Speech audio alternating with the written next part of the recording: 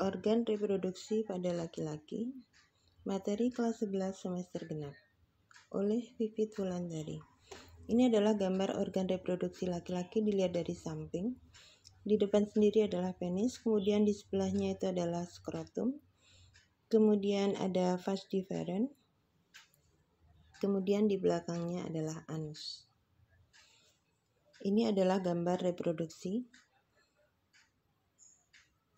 Ada bulbo-uretral gland atau saluran bulbo-uretral, kemudian ductus deferens atau biasa kita sebut vas deferens, kemudian ada bulb, ada epididymis, ada testis jumlahnya 2, kemudian ada uretra atau saluran kencing sekaligus saluran sperma, kemudian gland F-penis atau kepala penis, kemudian ada gambar sperma. Di sini ada tempat produksi sperma,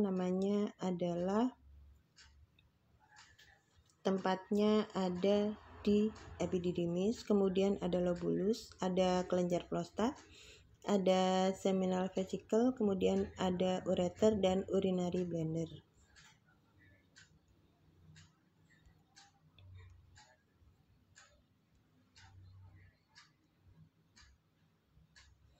Organ reproduksi pria ada 2 bagian, ada bagian luar dan bagian dalam.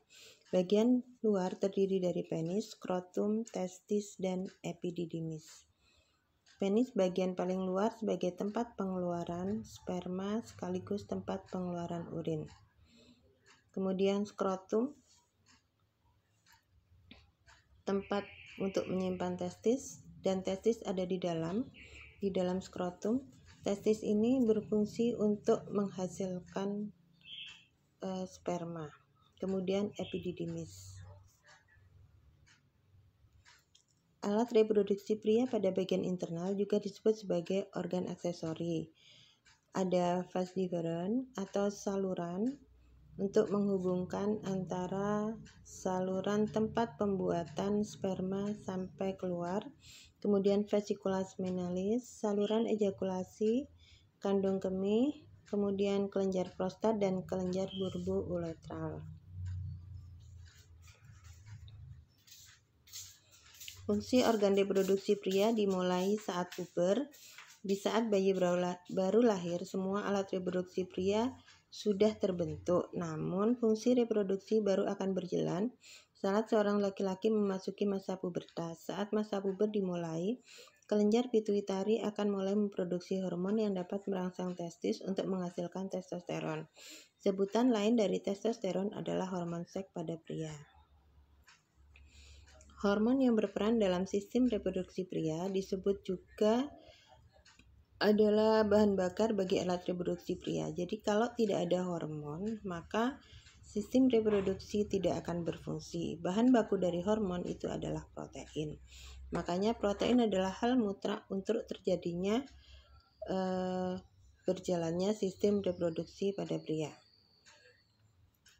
Ada 3 hormon utama yang memiliki peran penting untuk organ reproduksi manusia, yaitu FSH atau follicle stimulating hormone, kemudian yang kedua LH atau luteinizing hormone, dan yang ketiga adalah testosteron.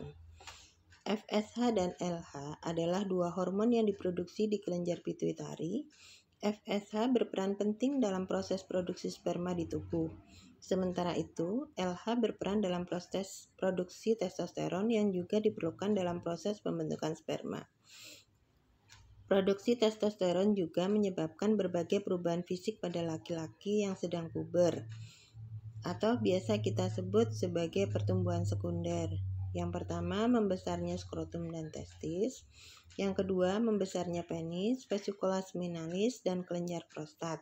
Kemudian tumbuhnya rambut di area genital dan ketiak, termasuk di daerah kumis, kemudian dan cambang. Kemudian suara yang semakin berat dan bertambahnya tinggi badan. Demikian materi sistem reproduksi pada laki-laki.